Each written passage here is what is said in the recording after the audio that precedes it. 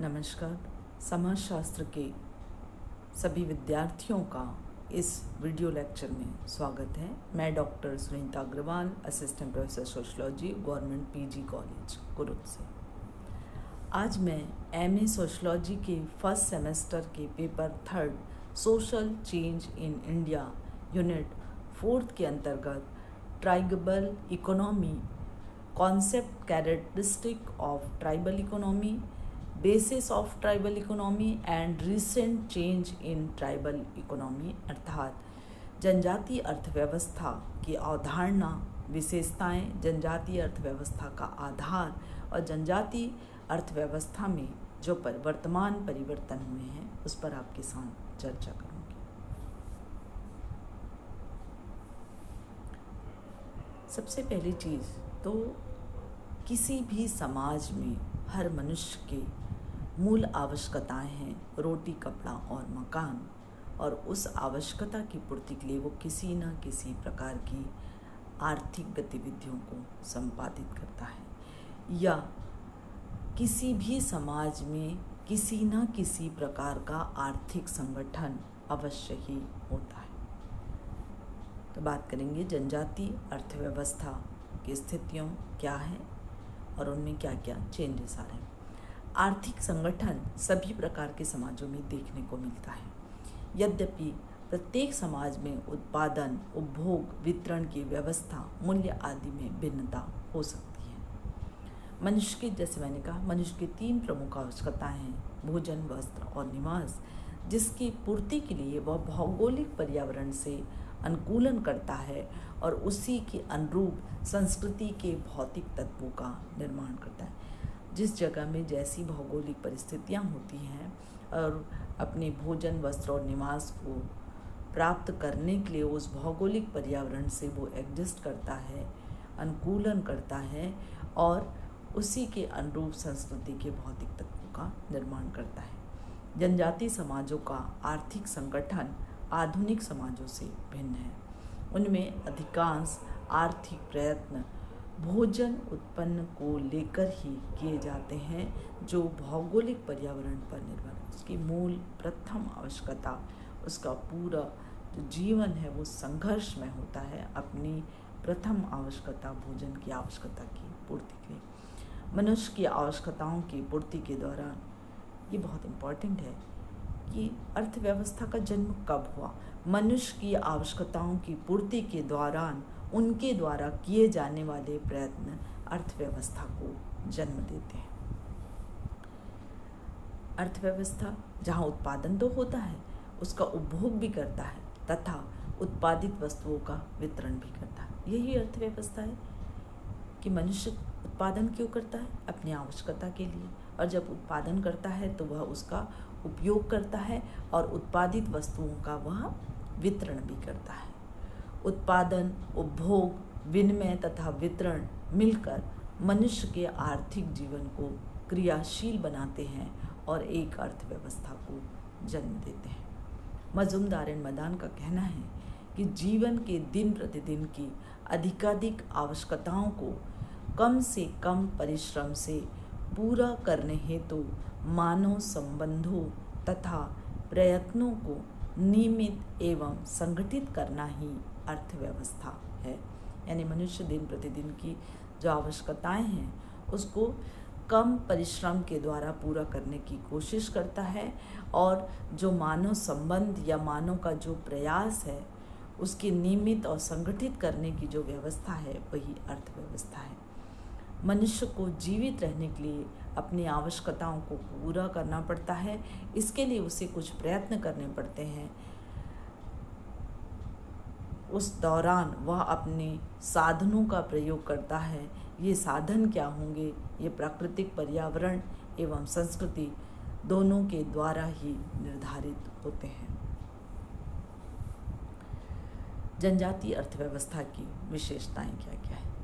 पहली व्यवस्था की वे उत्पादन कार्य, जैसे हम लोग शुरू में पढ़ चुके हैं कि जनजाति जो हैं वे झूम खेती करते थे या स्थानांतरित खेती करते थे, या जहाँ पर भी वो रहते हैं उस थोड़ी सी ज़मीन को वो साफ सूफ करते हैं, उत्पादन लायक बनाते हैं, बीज छिड़क देते हैं, उसकी बहुत ज़्यादा ग्रामीण क्षेत्रों में कृषि के उत्पादन की बहुत सारी एक परंपरागत तकनीक है, लेकिन उतनी तकनीक जो है वो बहुत अधिक श्रेष्ठतम अवस्था में जनजातियों के पास नहीं है।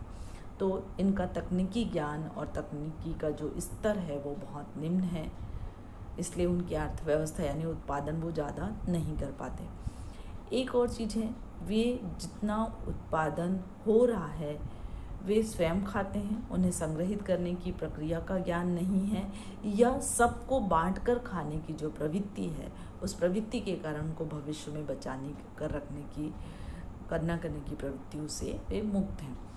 इसलिए लिखा है कि वे लोग भविष्य के लिए बचा कर रखने या संग्रह करने की प्रवृत्ति से मुक्त हैं। यातायात के साधनों का अभाव है कि जो उत्पादन वो कर भी रहे हैं वो अपने क्षेत्र ही तक ही वो उसका उपभोग कर रहे हैं, बाहर भेज नहीं पा रहे हैं। तो यातायात के साधनों के अभाव के कारण भी उनकी अर्थव्यवस्था निम्नतम है। अगर वो उत्पादन ज़्यादा करते और बाहर जाकर उस क्षेत्रों में जाकर अगर उत्पादित हिस्से भेजते तो शायद उनकी आर्थिक स्थिति पर उसका प्रभाव पड़ता। मुद्रा और बाजार की व्यवस्था नहीं है, बहुत सा अच्छा मार्केट उनके पास नहीं मिल पा रहा है। साप्ताहिक बाजार होता है लेकिन कुछ चीज़ें ऐसी होती हैं जो उतने दिन संग्रहित करके नहीं रखी जा सकती। ऐसी स्थिति में वे उनकी सामग्री जो है वो खराब हो जा रही है। तो बाजार उनके पास नहीं है, मुद्रा नहीं है, वस्तु विनिमय की स्थितियाँ आज भी जनजातीय क्षेत्रों में बनी हुई हैं। मुनाफाखोरी की प्रवृत्ति नहीं है, बस उनकी जीविका के लिए आवश्यक संसाधन उनकी उत्पादित वस्तुओं से मिल जाए, बस वे ही जानते हैं। अधिक से अधिक प्रॉफिट कमाने का ज्ञान उनके पास नहीं है। उत्पादन व वितरण की तुलना में विनिमय पर कम बल दिया जाता है। उत्पादन और वितरण तो हो रहा है, उत्पादन हो रहा है और अपने क्षेत्र में वितरण हो रहा है, लेकिन उसका विनिमय या बाहर उसे बेचा जाए या बाहर से उस वस्तु के बदले में नई वस्तु, आवश्यक वस्तु खरीद के लाई जाए, इस प्रकार का ज्ञान उन पर ज़्यादा नहीं है या उस ओर वो ज़्यादा ध्यान नहीं देते। आर्थिक व सामाजिक संबंधों में कोई भेद नहीं है, उनका वही सामाजिक संबंध है, वही आर्थिक संबंध है। उन संबंधों को वो अलग अलग नहीं करते, क्योंकि उत्पादन के लिए ही उनका पूरा जीवन लगा हुआ होता है। तो वह उत्पादन संबंध ही वास्तव में उनका सामाजिक संबंध है। वे उत्पादन के दौरान धार्मिक और जादुई क्रियाएं भी उनके द्वारा की जाती हैं। उसका कारण क्या है, या तो वे जिस शक्ति को मानते हैं, पूजा करते हैं, उसके प्रति वे अपनी आस्था को व्यक्त करते हैं, या ऐसी जादुई क्रियाएं इसलिए करते हैं कि उन्हें ज़्यादा वस्तुएं जो हैं वो उत्पादन होकर प्राप्त हो, इसलिए भी वो कुछ धार्मिक और जादुई क्रियाएं जो है वो संपादित करते हैं। जनजाति लोगों में नित्य प्रति आविष्कार व नवाचार और परिवर्तन कमी होते हैं। एक चीज़ है, जिस तरीके से वो उत्पादन का कार्य कर रहे थे, भले उसमें उत्पादन कम हो रहा था, लेकिन वो नवीन तरीकों को अपनाकर अपने उत्पादन को बढ़ाएं, ऐसी प्रवृत्ति उनके यहाँ देखने को नहीं मिलती। विशेषीकरण का अभाव। एक और चीज़ है कि जैसे हम बार बार कहते थे कि ग्रामीण क्षेत्र जो है वो आत्मनिर्भर है, उसी तरह से जनजातीय क्षेत्रों में हर व्यक्ति हर तरह का काम कर लेता है। कोई स्पेशलाइजेशन नहीं है कि ये व्यक्ति यही कार्य कर करके उसमें वो एक्सपर्ट हो गया है। सभी लोग सामान्य तरीके से उत्पादन के कार्य को करते हैं, और या तो वे व्यक्तिगत रूप से या सामूहिक तौर से इस कार्यों को करते हैं। इसलिए उनकी संपत्ति भी व्यक्तिगत और सामूहिक दोनों तरह की संपत्ति देखने को मिलती है। आदिम अर्थव्यवस्था में उपहार का विशेष महत्व है। शादी ब्याह के समय भी हम लोग देते हैं, जब विवाह की प्रक्रियाएं होती हैं तो वधू मूल्य के रूप में भी वे अपनी पशुधन जो है वे दे देते हैं, या उपहार देना। कोई व्यक्ति उनके घर जाता है तो चाहे उनके पास खाने की जो भी सामग्री है या पेय पदार्थ है, वे भी वो उपहार के तौर पर दूसरों को देते हैं। तो जब वो उपहार देने की प्रवृत्ति उनके अंदर जो है, उसके कारण ये होता है कि भले अपने लिए कुछ ना हो, लेकिन वे दूसरों को वस्तुएं देने के लिए हमेशा आगे होते हैं। तो इससे भी उनकी अर्थव्यवस्था पर उसका प्रभाव दिखा देता है। उत्पादित वस्तुओं का वितरण हैसियत के अनुसार, लेकिन न्यूनतम आवश्यकताओं की पूर्ति का अधिकार सबको है। जो जनजाति क्षेत्र का एक जो छोटा समुदाय है और उस समुदाय में जिस व्यक्ति की सामाजिक स्थिति जैसी है उसके आधार पर उसे उत्पादित वस्तु का हिस्सा जो है वो प्राप्त होता है। यानी बड़े पद पर या नातेदारी व्यवस्था में जिसका पद या ओहदा ज़्यादा है उसे उसके हैसियत के आधार पर उत्पादित वस्तुएं प्राप्त होती हैं। लेकिन ये आवश्यक नहीं कि दूसरों को उत्पादित वस्तुएं नहीं मिलती, लेकिन न्यूनतम आवश्यकताओं की पूर्ति का अधिकार सभी को है। राजनीतिक शक्ति का आर्थिक नियंत्रण में कोई संबंध नहीं है। राजनीतिक व्यवस्था जो वैसे भी लोकतंत्रात्मक व्यवस्था बहुत ज़्यादा प्रभावशाली जनजातीय क्षेत्रों में नहीं हो पाई है, या जो स्थानीय उनकी अपनी राजनीतिक जो व्यवस्था है वो आर्थिक व्यवस्था पर किसी प्रकार का नियंत्रण नहीं कर पाती। उनका जो अर्थव्यवस्था है वो स्वतंत्र अर्थव्यवस्था है। जनजातीय अर्थव्यवस्था का अगर हम वर्गीकरण देखें, उसे अलग अलग विभाजित करें, तो ग्रास के वर्गीकरण के अनुसार पहला रहा है कि जनजातीय जो अर्थव्यवस्था है वो संकलनशील अर्थव्यवस्था रही। यानी जो भी वनोपज थे जो उपभोग के काम आते थे वे लोग उसे संग्रहित करते थे और उसी का उपभोग करते थे। खानाबदोश अर्थव्यवस्था, वे स्थायी रूप पर नहीं होते थे। सामान उठाया, एक स्थान से दूसरे स्थान तक वो घूम रहे हैं अलग अलग जगहों पे। स्थायीपन नहीं था, इसलिए उसकी अर्थव्यवस्था पर इसका का प्रभाव पड़ा।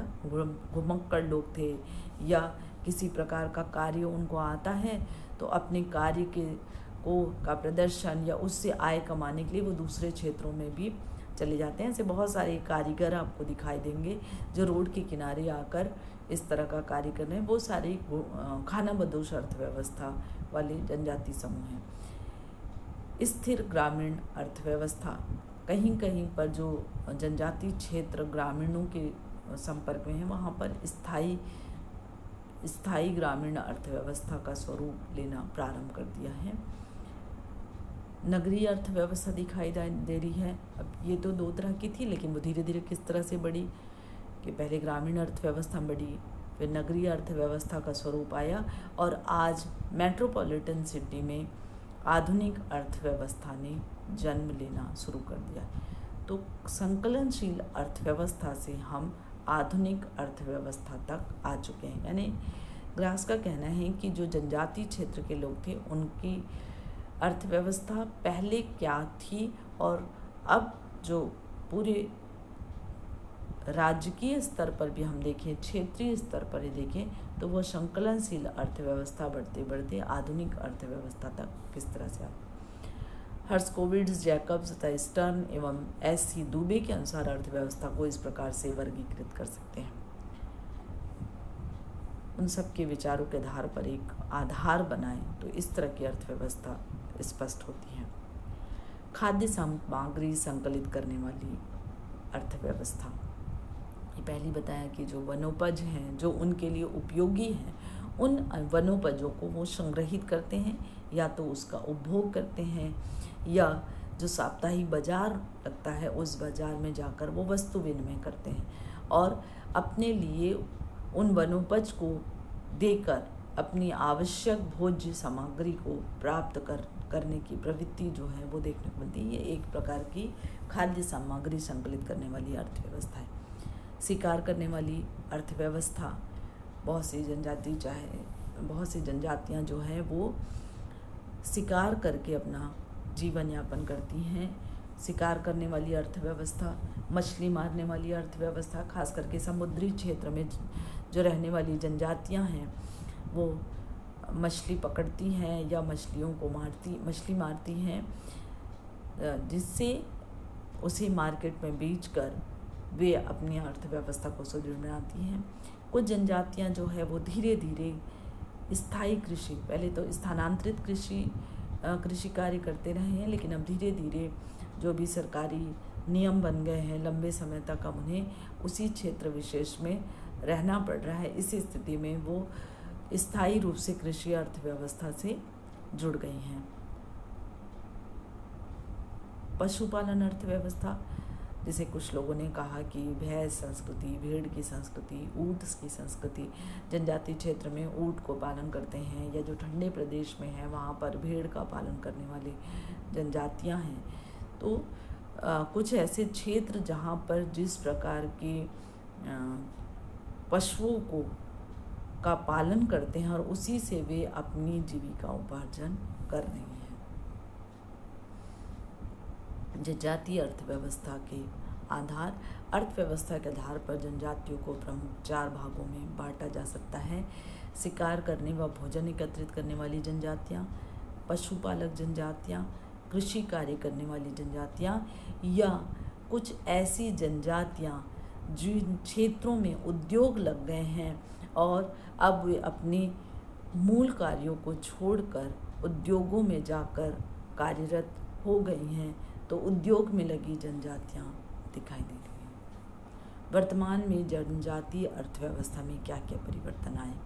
जनजातियों की अर्थव्यवस्था वर्तमान में कृषि आधारित होने लगी हैं, क्योंकि वो भी स्थायी रूप से कृषि करने लगे हैं, तो उनकी अर्थव्यवस्था कृषि आधारित होने लगी है। जनजाति अब कारखानों में काम करने लगे। जैसे हमने बताया कि गवर्नमेंट की या प्राइवेट जो इंडस्ट्री जो हैं वो अगर जनजातीय क्षेत्र में लग गए हैं, तो कुछ जनजातीय क्षेत्र के लोग जो हैं वो अब उद्योगों में कार्य करने लगे हैं।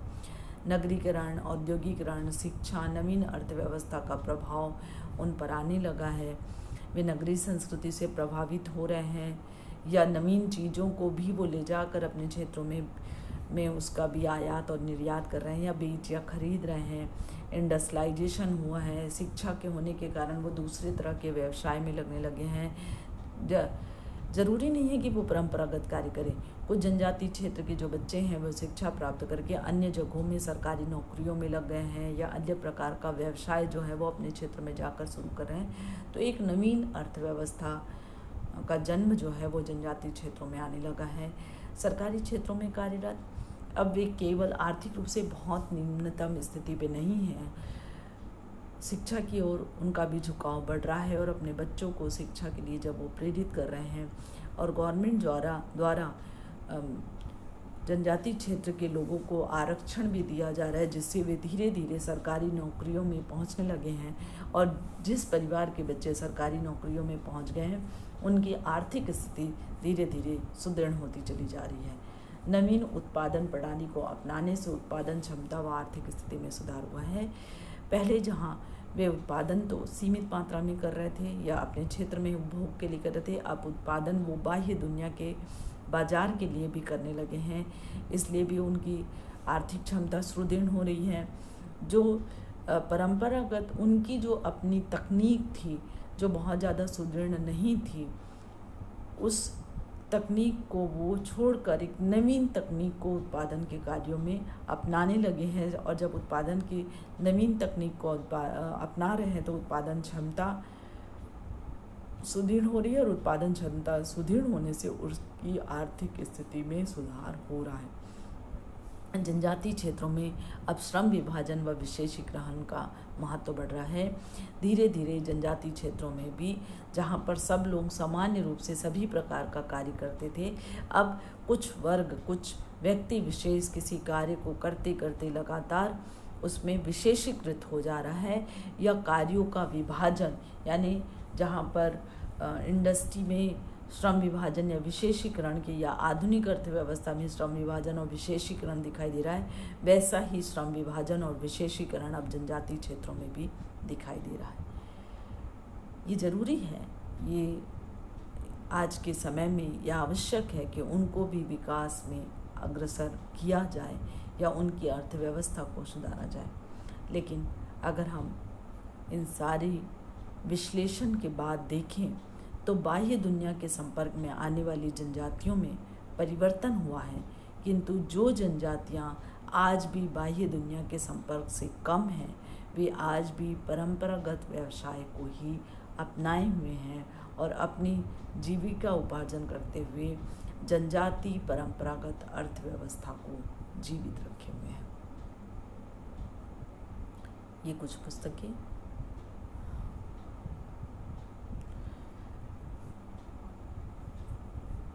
तो ये रही कि जनजातीय क्षेत्र की जो अर्थव्यवस्था है वो नगरीय क्षेत्रों की या ग्रामीण अर्थव्यवस्था से किस प्रकार से भिन्न है और उनका जीवन आज भी बहुत सहज और सरल है। तो इस तरह से हमने आज चर्चा की कि जनजातीय अर्थव्यवस्था क्या है और जनजातीय अर्थव्यवस्था में क्या क्या परिवर्तन आने लगे हैं। Thank you.